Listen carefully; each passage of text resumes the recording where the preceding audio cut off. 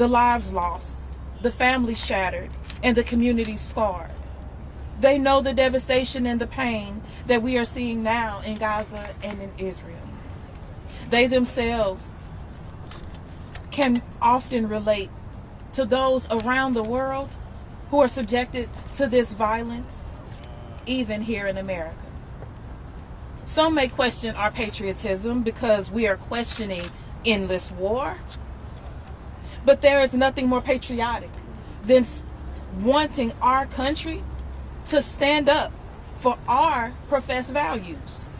In the words of Reverend Dr. Polly Murray, I want to see America be what she says she is, and I consider it part of my responsibility to do that. We have all heard the phrase that history repeats itself, yet too often as a society we fail to recognize the repetition of war. The veterans that we will hear from today are here not only because they know the impacts of war, but they know that without action and without a true anti-war movement, war will continue generation after generation. It's time to change the pattern of history, to build a world where peace is valued over war, where we reconcile conflicts through peaceful negotiation, where we choose to take the path of love and humanity over death and destruction, regardless of how hard that choice may be. I thank the veterans here today for many things: standing up, speaking out, the risk that they're taking. But I specifically want to thank them for making that choice, for choosing peace, for choosing love, for choosing humanity, for choosing to demand a ceasefire now. Thank you all. And now, I'm going to call up Lyle Jeremy Rubin, former Marine officer.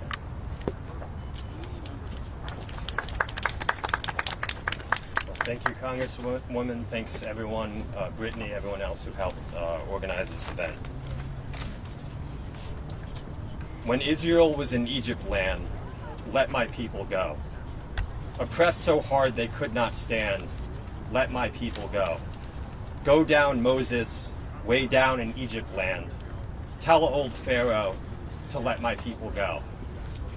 Since childhood, I've heard these words from one Passover Seder to the next, bellowed by the legendary singer and actor Paul Robeson.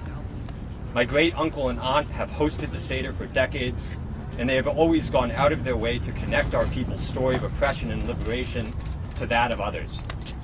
When Robeson performed the famous slave song in 1965, he was drawing a line from the Jewish freedom struggle to the Black freedom struggle. But it wasn't until I joined the Marines not long after 9/11 and helped enforce the military occupation of Afghanistan in 2010 that I came to realize the wider importance of that spiritual and how much I had failed to learn its deepest lesson. When I developed lethal targeting packages for strangers on a safe intelligence watch floor, I knew I wasn't playing the part of Moses. When I accompanied my Marines on armed foot patrols where we menacingly paced through the fields of frightened farmers, I knew I wasn't on the side of liberation. And the more I participated in the violent policing of desert hamlets, the more I felt like another Pharaoh. Today I stand here with every fiber in my being to insist that the ongoing bloodshed in Gaza and the West Bank will not bring anyone emancipation. Certainly not the Palestinians, who have already endured more death and destruction in the past month than most war-torn people suffer after year-long operations. But not the Israelis either, who are only fueling the flames of resentment and rage that brought both Israel and Palestine to this awful crossroads in the first place. After 20 years of fighting our own war on terror, and after hundreds of thousands dead, have we still not learned it's impossible to kill one's way to safety, to freedom, Too many lives have already been lost. Too many people subjugated and humiliated. Not just the past month, but for years and decades. From Gaza City to Hebron to East Jerusalem. Ceasefire now.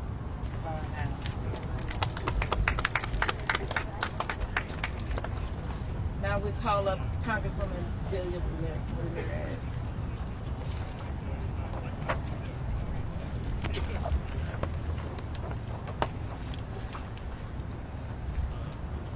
Good afternoon. Buenas tardes. I am Congresswoman Delia Catalina Ramirez, and I have the honor to represent Illinois' 3rd Congressional District. These have been hard days. The hostages held by Hamas are still not home with their families. Over 11,000 Gazans are dead, and even more are wounded or missing.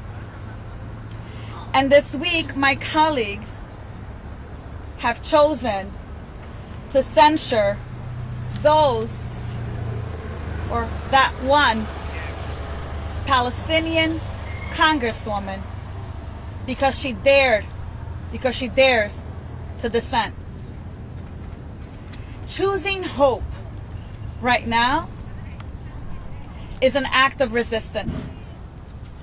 I am hopeful because I am reminded we are not alone in calling for what is right. We are not alone in our fight. So I want to start by recognizing the courage of everyone here today, upholding our shared humanity and calling for a ceasefire. Thank you to my friends and colleagues, Congresswoman Cori Bush and Congresswoman Summer Lee.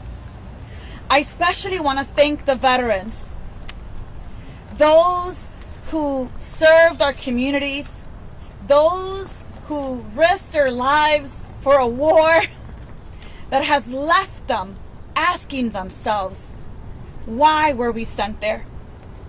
Those who are advocating for peace right now. I've had the honor and responsibility to serve in the Veteran Affairs Committee. And during my time in the committee, I've heard over and over and over again how crucial it is that we listen and we follow the lead of our veterans. And I agree. They are here to let us know loud and clear that we have to change the years of failed foreign policy. They are here to show us through their lived experiences that our current course will not lead us to long-lasting peace. We know that a true and lasting peace for both Israeli and Palestinians can only be achieved through the recognition of our interdependence and a commitment to diplomacy. We must reject a doctrine that only some lives are worth protecting, and recognizing that the lives, that the futures, and the collective safety of Israelis and Palestinians is intertwined. The solutions we put forward and support should affirm our shared humanity and reject all forms of dehumanization, scapegoating, and collective punishment. As a nation, we must use our influence and the power as world leaders to affirm our commitment to human rights, international law, and de-escalation. I serve in a committee who every single hearing says that they want to do everything they can to take a stand for their veterans. Well, here I am standing with veterans today. We are preparing ourselves to celebrate their contributions, their sacrifices, but we should also be listening to their pain, listening to their voices. And we like it or not, we must acknowledge that we have a choice in this moment. Do we listen to our veterans, or do we continue to bomb ourselves and then say that's what's going to bring us to peace? There's dissonance in that. And I am proud and honored to join my colleagues, human rights advocates, veterans, and the whole world who is calling in this precise moment for us to cease fire now. Let's hear our veterans. Let's do what our veterans are calling us to do. And with that, I'd like to call Brittany Ramos de Barros, Afro-Latina combat veteran and former Army captain. It's all right, we'll give it a minute.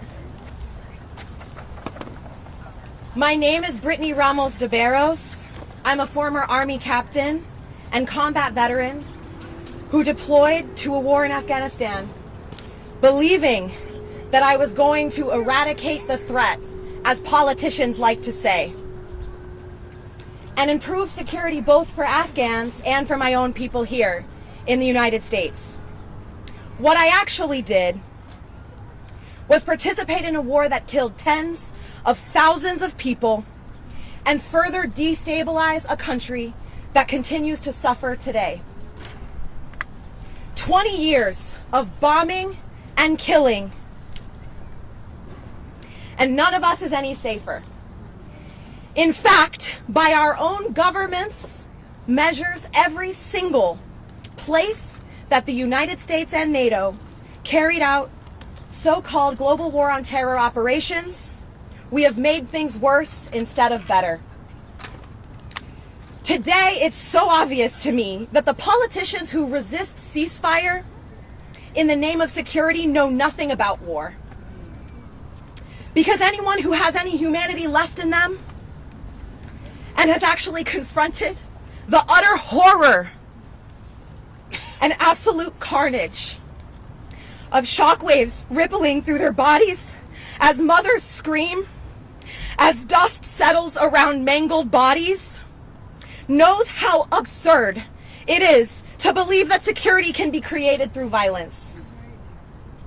The trauma and destruction and destabilization caused by war are antithetical to security. I won't speak to you about morality, because if you aren't already calling for a ceasefire, with more than 10,000 killed, mothers, fathers, children, then you either don't care about the sanctity of life, or you don't believe that Palestinians are human beings. So let pragmatism guide you. There is no military solution to this violence. We cannot bomb our way to peace. We cannot kill our way to safety. Neither can Israel. Those who say a ceasefire only helps Hamas subscribe to a short-sighted military strategy that has been empirically disproven repeatedly and never, not once, been successful or effective. If you manage to eliminate all of Hamas, what then? The root cause of this violence is an illegal occupation and routine human rights abuses that have gone on for decades. If those root causes are not addressed, another group more determined, more motivated to do what Hamas did will emerge, and the violence will continue. This weekend, politicians will be shaking our hands and thanking us for our service, all while continuing to fail us. They continue to ignore the will of the American people who want a ceasefire. They continue to ignore the will of veterans who are sick of being sent to kill and die in wars that make politicians and war profiteer donors richer. If you actually respect us, if you actually want peace and safety, if you actually believe in the values of human rights and justice that this country professes to uphold, and the values that I was told I was signing up to fight for when I joined the military, you will join us in calling for a ceasefire now. Ceasefire now. Next, we have Congresswoman Summerlee.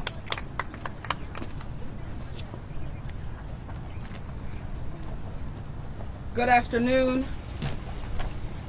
I'm Summerlee, and I'm proud to represent the 12th Congressional District of Pennsylvania, Pittsburgh, Allegheny County, Westmoreland counties of Pennsylvania.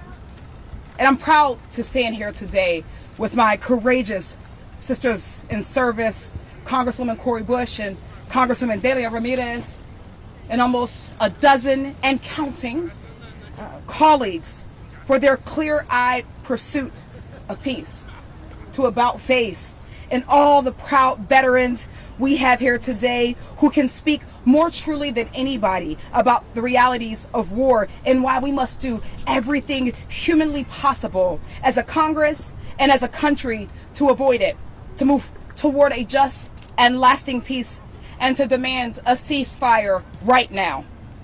This Saturday will be my first Veterans Day as a Congresswoman, and as we reflect on the sacrifices that these veterans standing beside and with us today and so many others have made, we're once again watching our nation and our nation's leader throw itself 10 toes deep into yet another catastrophic war that has no visible endpoint or strategy.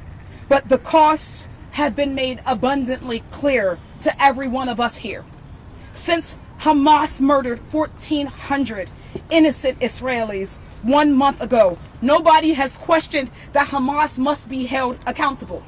But let's be clear, it is innocent Palestinian civilians that are paying the price for crimes that they did not commit.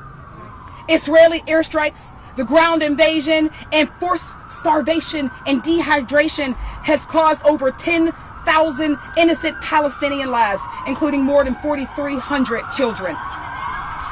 Reports from the Israeli military indicate, we'll let that pass. It's DC, it happens.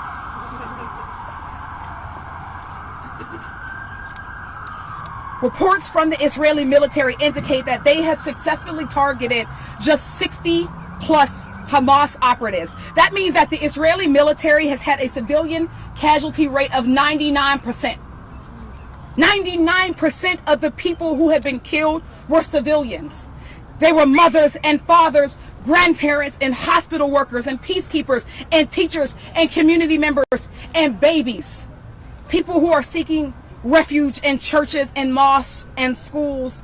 People being transported or near ambulances. We can't afford to make the same mistakes that we made after 9/11. Entering two endless wars for decades with no success, and all we have to show for it was an even more unstable Middle East and a loss of 4.5 million lives, including 7,000 service members. There will always be people who find who find warmongering profitable, whether it be politically or financially. But that's not what the majority of people in this country and our world want. They want a just and lasting peace in Palestine and Israel. They are demanding that our country change its course in unconditionally supporting a war that has largely been on Palestinian children. We, the people, are not the fringe. We, the people, are the majority. We are the UN, the Amnesty International, Doctors Without Borders, veterans, and the Pope, clergy, and rabbis, and imams, and government leaders around the world, and millions of everyday people who have called for a ceasefire to end this humanitarian catastrophe and work towards a just and lasting peace. Now, more than ever, we need to listen to the people who are closest to the pain. That means listening to the Palestinians on the ground who cry for us to protect their innocent lives, to the Israelis protesting the Netanyahu government for its warmongering, to the only Palestinian woman in Congress instead of silencing her and burying her perspective, and to these veterans who know better than anybody what war entails and who are telling us that we must demand a ceasefire. We have to listen to them when they recount the atrocities of war, atrocities that they don't want anybody else to live through. We are the nation's pro-peace movement. All of us who seek to build the future where defense means investing in our community's healthcare, in housing, in education, and jobs, not lining the pockets of defense contractors who seek to profit off of our veterans' suffering. And we are the majority. Building that future starts right now. It's by demanding a ceasefire to end this cycle of endless violence that has no military solution. Peace is attainable if we don't fall for the facade of war and destruction as a solution and a pathway to peace. Thank you so much to our veterans who welcomed me here today and who bravely came to stand with us clear-eyed from the fog of war to demand a ceasefire right now. And thank you so much to the countless people across this country and this world who have stood up in the face of so much risk and threats to their own safety and livelihood to join us in our cause for peace. Our next person will be Ramon Mejia. I'm sorry, I don't want to mispronounce that, but I'm gonna let you say your name clearly for the people here. And this is a former Marine.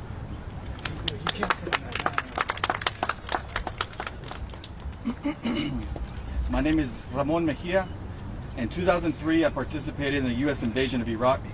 I witnessed the havoc U.S. bullets and bombs waged on people and the land, effects felt to this day. We were told that our actions were to free the Iraqi people from tyranny, but all I saw was the enormous human, social, economic, and environmental toll that war and occupation brought. Hundreds of thousands of Iraqis were killed in an illegal war begun with lies, while millions more were maimed and injured.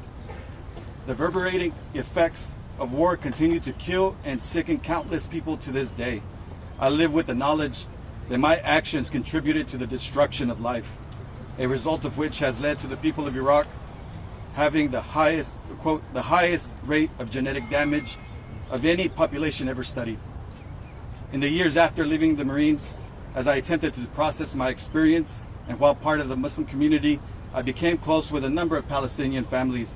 They accepted me into their home, into their community.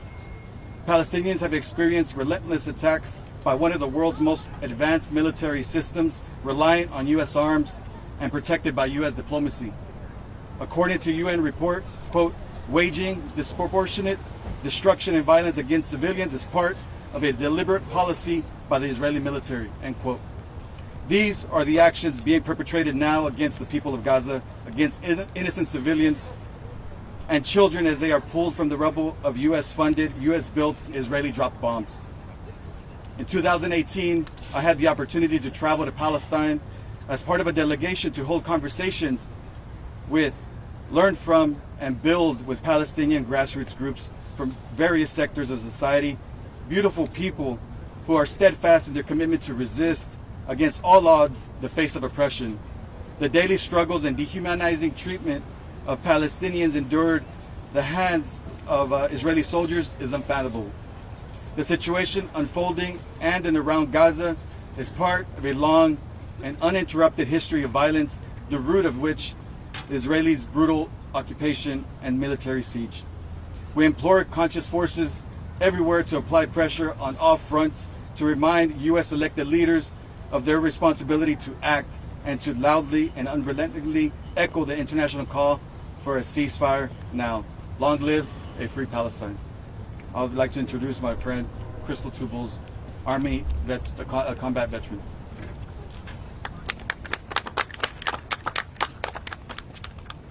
My name is Crystal Tubles. I'm Oglala Lakota, Northern Cheyenne, from Northern Cheyenne Territory in southeastern Montana, Pine Ridge Indian Reservation in South Dakota. I'm a veteran and former sergeant in the U.S. Army. But as a Native American, as an Oglala woman, as a Cheyenne woman, I know exactly what is happening in Palestine. It is the exact same thing that happened to my people here on these lands, happening in real time. The dehumanization, the land theft, the massacres, and then the invisibilization of an entire people. At least 11,000 human lives are gone. 4,300 of those children gone. The images, the stories that I see every day are all too familiar to me. They resemble the stories I heard from my grandparents while growing up. As an anti-war veteran, I know that the U.S. is complicit in this. We've experienced that. Our taxpayer dollars pay for death, pay for destruction, pay for violence. They say that where you spend your money is what you value. We need to think about that. In moments like this, though, we have to remember that the decisions that we make define us as human beings. This is the moment that needs to bring out the best in us. So as a veteran and as an original steward of these lands that we are all standing on, I implore the people who are put here to actually represent us to make the right decision and to demand a ceasefire now. Yeah. Oh, and I'd like to bring up my sister, Arti Walker. Thank you, everyone. My name is Arti Walker Badakotla. I am an Indian American, daughter of immigrants, a U.S. Army veteran who served from 2000 to 2006. I first want to say, as I'm standing here, and Representative Rashida Tlaib is not here with us, but I want to say that veterans stand with you. So, to the 22 cowardly Democrats who voted on the censure, veterans stand with Rashida, and we stand with Palestinians, and we stand with Cori Bush and Summer Lee and Delia Ramirez.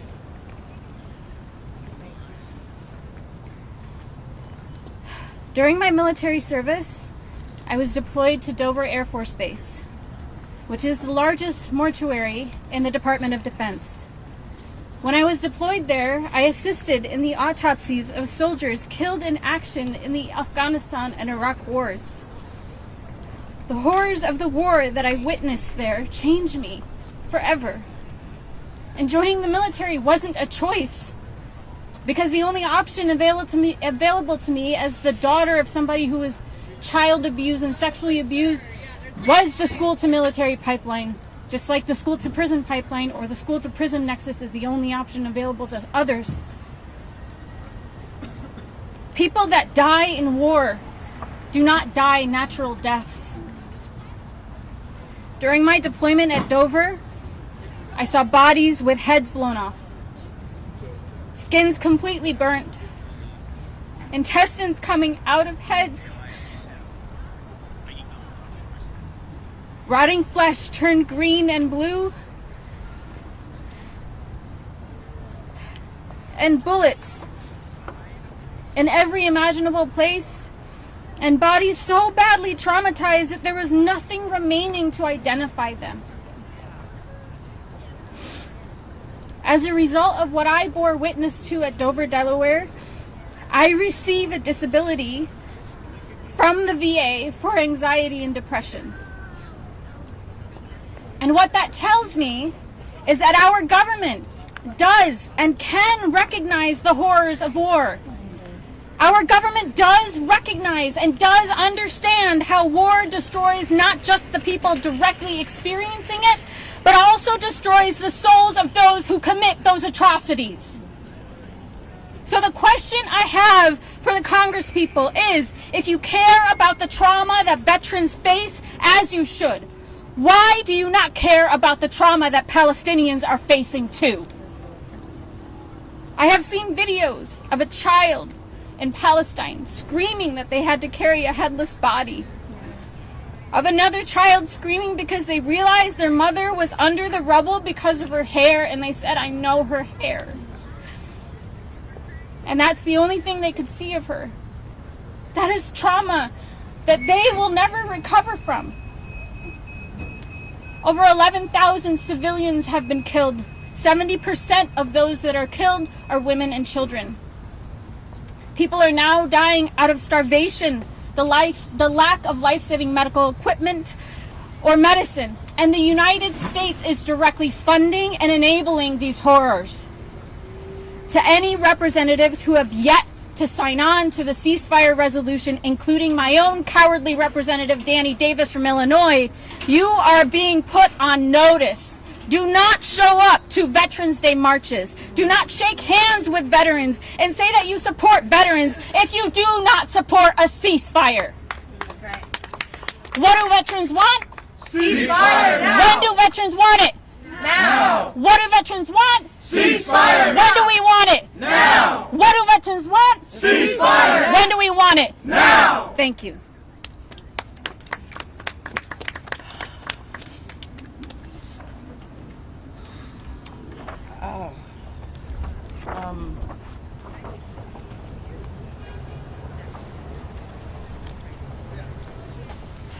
I think that the most important voices you've already heard, and there are more here. We wish we could give the mic to every single veteran standing here.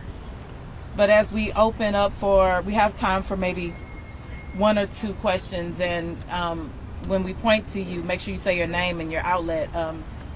But before we switch to that, I want us, before questions are thrown out, us to think about the dignity of the veterans that are standing here. And let's give them the respect that is so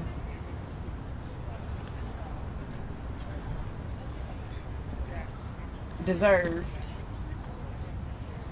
before we start with questions.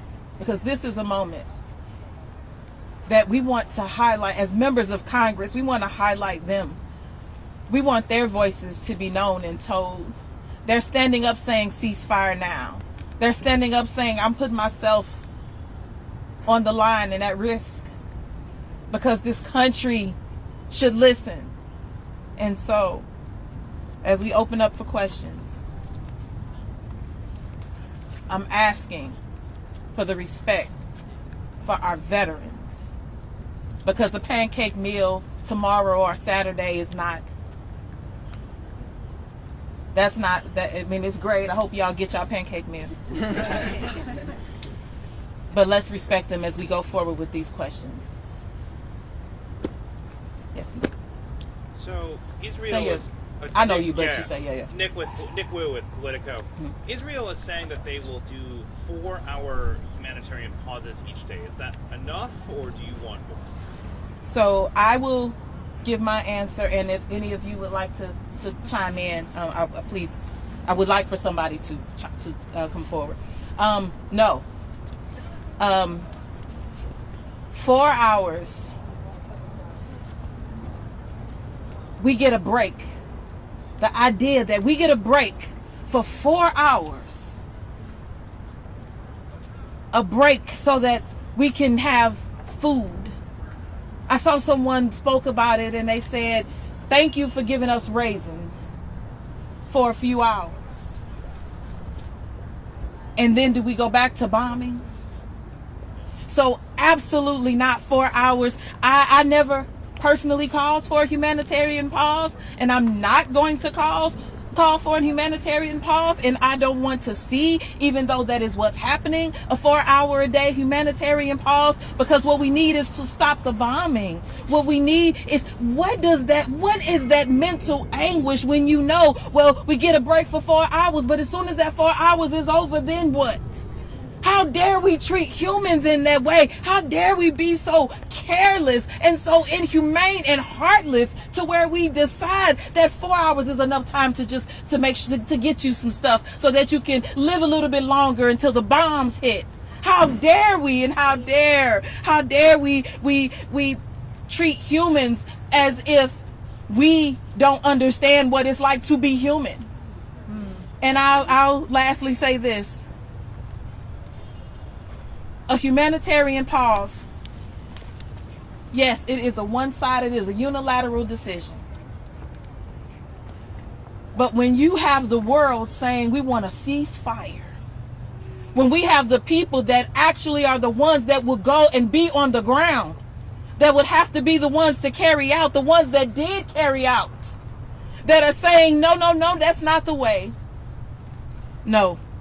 4 hours. We don't want 4 hours. We don't want 16 hours. We don't want 22. We want a ceasefire now.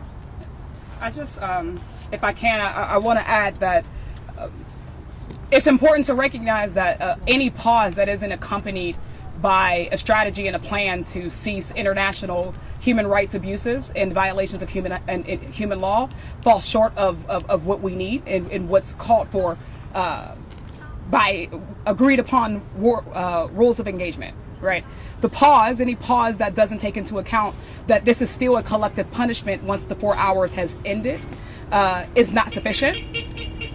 A pause that doesn't take into account that there are still 2 million people who are being collectively starved, dehydrated, that there are no functional hospitals right now, which would not allow for any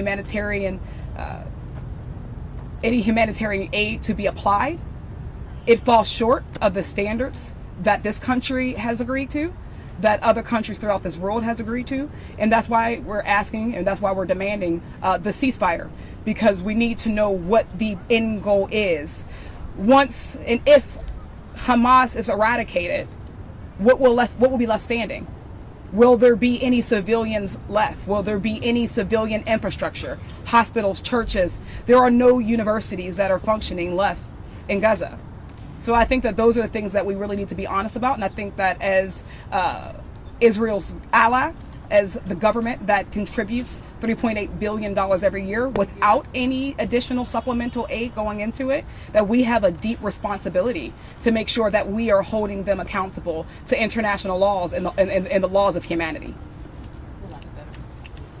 So you said Israel is calling for a 4-hour pause, correct? Israel agreed. Okay, agreed. And who's doing the bombing? Who's doing the bombing? Right? Is Palestine calling for a 4-hour pause, or are they calling for a ceasefire? The people who are bombing indiscriminately and have bombed so much, more than what was bombed at the height of the war in Afghanistan in just a month alone, a 4-hour pause isn't going to save lives. A 4-hour pause isn't going to get people food. A 4-hour pause isn't going to get people medical care when NICUs are being shut down and hospitals are running out of energy and people don't have water. We need a ceasefire. Thank you, Congressman. Michael Jones with Super Creative News. Thank you for putting this together. Thank you for all the veterans who gave here. The president was asked, leaving the White House on his way to Illinois, he was asked, what are the chances of a Gaza ceasefire? And he said, none, no possibility. I want to get your response to the president, the leader of the Democratic Party, to the question of a ceasefire as most recently as this morning, when he said none, no possibility. Yeah. You know, we're going to keep pushing for a ceasefire. The one thing about it is I was elected to speak my own voice, the voice of my community, my district. So was Summer Lee, so was Dilga Ramirez, so was so many others. All of the 18 of us that are on the ceasefire now resolution that are all black and brown people. So were those who are also calling for a ceasefire just around the world. They have their reasons why in their organizations, and even those nations who stood up to say we're calling for a ceasefire. So yes, if the president, I have not seen that, so I will say I have not seen that, so I have not heard it. This is the first I'm hearing about it. But I will say we will keep pushing and we will keep fighting. It takes me back to the days in Ferguson when we were pushing and fighting and we were saying that you can't keep killing us. You know, you can't keep killing black folks, you know, disproportionately in this country, and we not say anything, and you're doing it with impunity. So you know what, we're going to be in these streets. Black lives matter. And they were saying, no, you can't say that. It's all lives matter. And we said, no, we're going to keep on fighting. And we fought and we fought and we marched and we organized and we continued. And then a few years later, all of a sudden, oh, you know what? You all were right. You know what? And so I have hope that it won't take, number one, that long. I'm seeing this change. You know, we're going to keep fighting. We're going to keep pushing. We're going to stay in the streets. You know, people are going to keep organizing. Folks that have voices and experiences that we don't. That's who are the ones also leading this. And so we need people to understand that veterans, they have been there and they are saying. And so for our commander-in-chief, that is his, if that is his position today, there is also this afternoon and a tonight. There is a tomorrow, there is a Saturday and a Sunday. And so I expect that there will be change, and there will be change because we won't stop. The people won't stop. The people that elected this president are screaming out saying we want a ceasefire now. And so we believe that our president will hear us. I would like to speak directly to the president, and I speak for myself only. I was a commissioned captain in the Army. If I had been handed a mission and my response was that it was not a possibility, I cannot imagine that that would have been accepted. Mr. President, you are the commander-in-chief of one of the most powerful militaries on the face of this planet, in the history of the world. How can you be so powerful and so weak as to say that you are incapable of negotiating peace? How embarrassing for you. The Army values that I was taught to uphold as a commissioned officer are leadership. Leaders don't speak about what is impossible. Leaders find ways to facilitate the conditions that make things possible. They do. Integrity. How can you stand before us as a commander-in-chief with any integrity and claim that you are powerless in this situation when our country, our tax dollars, give Israel $18 billion a year, if not more? If you believe that the president is incapable of negotiating peace, I have an $18 billion bridge to sell you. Okay, and we are going to take one last and final. Ryan Henson, Gray TV. So critics say that you're, wrongly calling for a ceasefire because you're dealing with an enemy who says they're not going to stop until all Israelis are dead. You still have scores of hostages still out there, some of which Americans. What would your response be to the critics? How would you bring the folks home, given your response? There's no military solution to this. You can't bomb, and we've heard it over. I'm not sure who spoke to it already. One of our veterans spoke to it. We can't bomb our way to peace. We can't think that without a ceasefire that we will get to a place where we can save civilian lives and end this. We're already at 11,000 humans that did not have to die. This was a decision. And let's be clear, this was a choice. This did not have to be. It did not have to be yesterday or the day before or a week ago. It did not. This could have changed. And so, a ceasefire lays the foundation for the diplomatic negotiations that we need to see. And this is how the door opens for that broader peace agreement. And so as the critics say, no, this won't work, because let us also remember, did bombing get rid of the Taliban?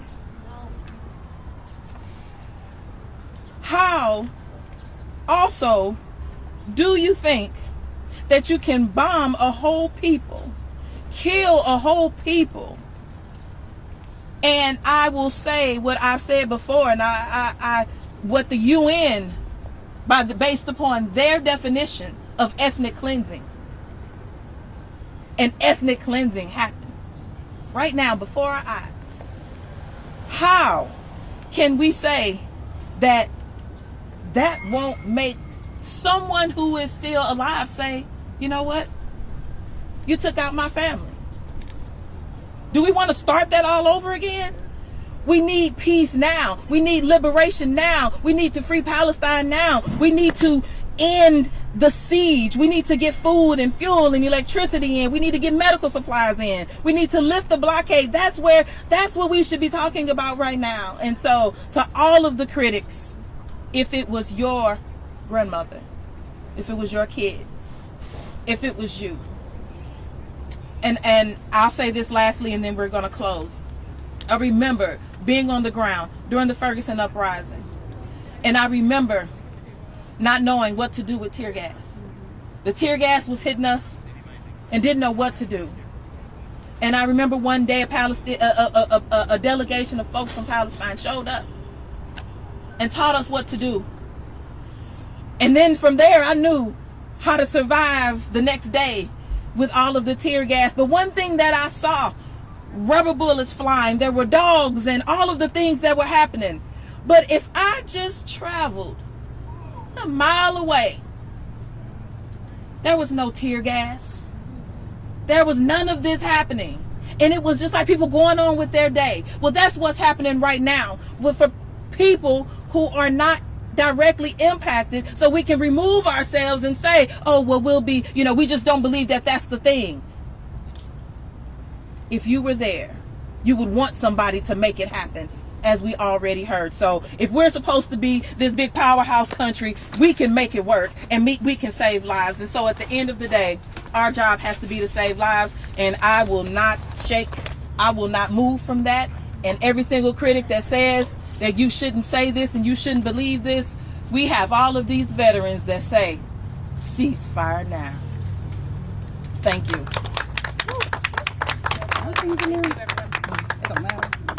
Yeah, that's your stuff. Thank you all. Thank you all so much. Thank you.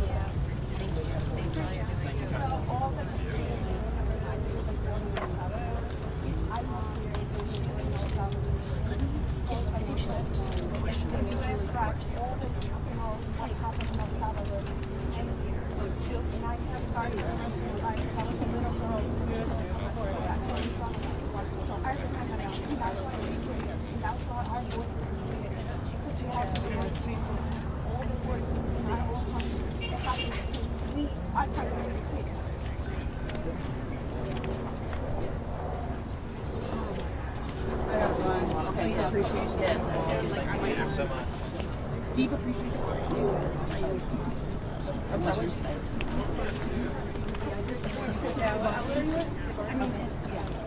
Yeah. So would you be open to potentially getting the question? Ramos Rivera's. We are